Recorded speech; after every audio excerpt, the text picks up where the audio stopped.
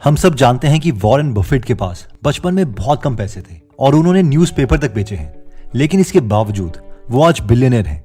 इसलिए हम सब उनको स्टडी करते हैं और वैल्यू इन्वेस्टिंग को प्रेफरेंस देते हैं।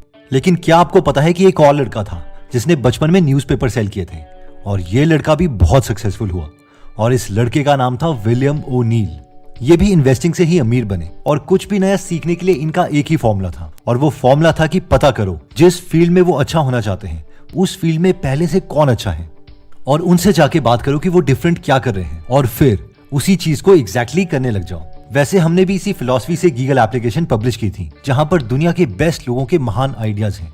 एनीवेज, इसके बारे में हम आगे बात करेंगे। तो हुआ ये कि विलियम ओनील सबसे अलग इन्वेस्टिंग का एक फॉर्मूला लेके आए जो पहले से कोई भी यूज नहीं कर रहा था और उसी फॉर्मूले को यूज करके उन्होंने एक साल में 2.5 लाख को 1 करोड़ में कन्वर्ट कर दिया। Yes, you heard it right.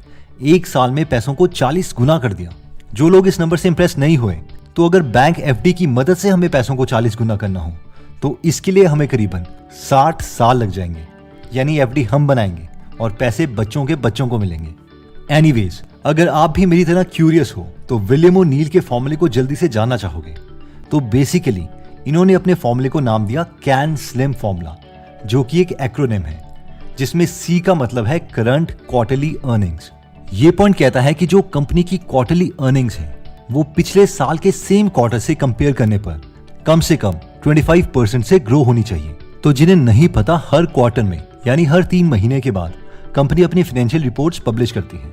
तो हम इसे चेक कर सकते हैं screener.in जैसी वेबसाइट्स पर। लेट्स से हम screener.in पर आते हैं और एशियन पेंट्स लिमिटेड सर्च करते हैं। थोड़ा नीचे स्क्रॉल करने पर हम देख सकते हैं क्वार्टरली रिजल्ट्स। अब यहाँ पर अगर हम ईपीएस देखें यानी एक शेयर ने कितना अर्न किया दिसंबर 2021 में, तो वो था 10.59 रुपीज।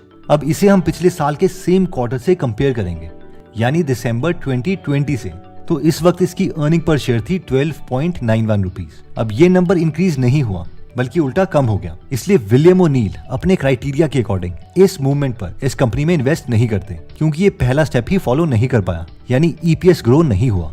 नेक्स्ट आता है ए यानी एनुअल इंक्रीज इन अर्निंग्स। ये पॉइंट कहता है कि बहुत सी कंपनीज 1 या 2 क्वार्टर तक अच्छा परफॉर्म कर लेती है, लेकिन एक असली मनी मेकिंग मशीन वो है जो सेकंड क्राइटेरिया को भी फॉलो करे, यानी उसकी साल की अर्निंग्स भी कम से कम 25% से ग्रो हो रही हो। तो लेट्स से कि हम एस्ट्रल लिमिटेड सर्च करते हैं और yearly profit and loss statement में देखते हैं कि मार्च 2020 में इनका ईपीएस यानी अर्निंग पर शेयर 12.34 रुपीज था और मार्च 2021 में ये नंबर इंक्रीज होकर 20.13 रुपीज हो गया, जो कि एक इंप्रेसिव नंबर है। क्योंकि अगर हम इसकी ग्रोथ कैलकुलेट करें CAGR कैलकुलेटर वेबसाइट में जाकर, तो ये बनता है 63.13%, जो कि 25% के क्राइटेरिया को मीट करता है। इसके अलावा विलियम ओनील इसी पॉइंट में कहते हैं कि जो स्टेबल कंपनीज हैं उनका ROE यानी रिटर्न ऑन इक्विटी कम से कम 17% होना चाहिए। और अगर हम screener.in में एस्ट्रल का ROE देखते हैं तो वो 23.6% है, यानी 17% से कहीं ज्यादा। तो विलियम ओनील के अकॉर्डिंग इस सेकंड पॉइंट में तो एस्ट्रल सिलेक्ट हो जाती है, लेकिन कैन स्लिम फॉर्मूले में टोटल 7 पॉइंट्स हैं। इसलिए अब आता है थर्ड क्राइटेरिया जो कि है एन यानी न्यू। विलियम ओनील कहते हैं कि कंपनी का शेयर प्राइस तब बढ़ता है जब कंपनी में कुछ नया हो रहा हो। न्यू जैसे कि या तो कंपनी नए प्रोडक्ट्स लॉन्च कर रही हो, जैसे कि रिलायंस के केस में जियो लॉन्च करा था, या फिर न्यू मैनेजमेंट कंपनी में लाई गई हो जिन पर लोगों को विश्वास हो कि ये लोग अच्छे तरीके से कंपनी चला सकते हैं। जैसे कि एप्पल के केस में जब स्टीव जॉब्स को एप्पल से निकालने के बाद वापस एप्पल में लाया गया था, तो उस वक्त उसका शेयर का प्राइस बहुत इंक्रीज हुआ था। इन शॉर्ट, कुछ तो कंपनी में नया होना चाहिए। वैसे अगर स्पेसिफिक कंपनीज के केस में हम देखना चाहते हैं कि क्या नए लॉन्चेस होने वाले हैं कंपनी में, तो बेस्ट सोर्स है कि हम कंपनी की अर्निंग्स कॉल को सुने, जहां पर सारे डिस्कस करते हैं कि अगले क्वार्टर्स में अर्निंग्स कैसे इंक्रीज होगी, उसके लिए उनकी स्ट्रैटेजी क्या है। इसके बाद फोर्थ क्राइटेरिया आता है एस यानी सप्लाई एंड डिमांड। हमें यह तो समझना ही पड़ेगा कि हर चीज का प्राइस जो है वो सप्लाई और डिमांड पर ही बेस्ड है। लेट्स इमेजिन कि अगर दुनिया में आखिरी 1 लाख आईफोन्स बचे हैं लेकिन दुनिया वालों को 10 लाख आईफोन्स चाहिए, तो इसका मतलब है कि आईफोन की डिमांड ज्यादा है लेकिन सप्लाई कम है, तो आईफोन का प्राइस पक्का बढ़ेगा। इसलिए विलियम ओनील कहते हैं कि अगर किसी कंपनी के पास 500 करोड़ शेयर्स आउटस्टैंडिंग पड़े हुए हैं और एक दूसरी कंपनी है जिसके पास सिर्फ 5 करोड़ शेयर्स आउटस्टैंडिंग है, तो ये जो दूसरी कंपनी है इसका शेयर प्राइस ज्यादा रेट से ग्रो करेगा, क्योंकि कम आउटस्टैंडिंग शेयर्स वाली कंपनी का प्राइस ज्यादा जल्दी इंपैक्ट होता है।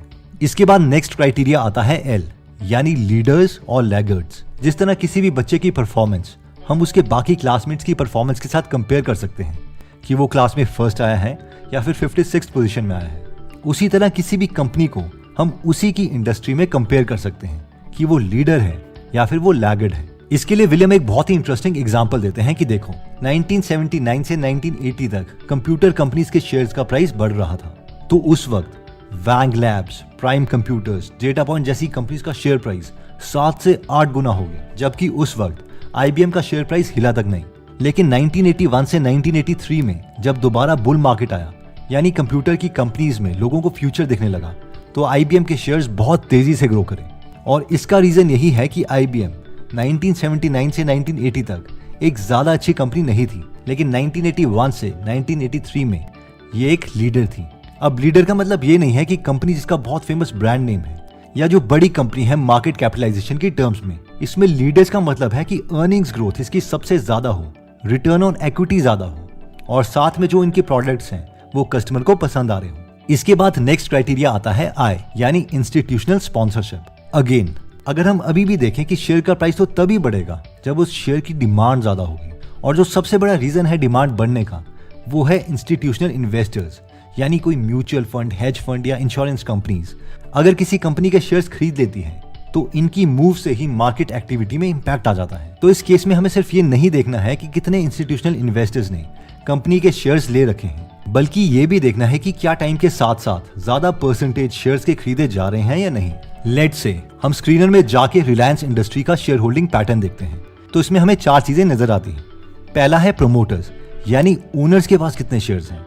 सेकंड है FII, फॉरेन इंस्टीट्यूशनल इन्वेस्टर्स, यानी फॉरेन के म्यूचुअल फंड और हेज फंड्स के पास कितने परसेंटेज ऑफ शेयर्स हैं। नेक्स्ट है DII, डोमेस्टिक इंस्टीट्यूशनल इन्वेस्टर्स, यानी हमारे इंडिया के म्यूचुअल फंड और हेज फंड्स के पास कितने परसेंटेज ऑफ शेयर्स हैं।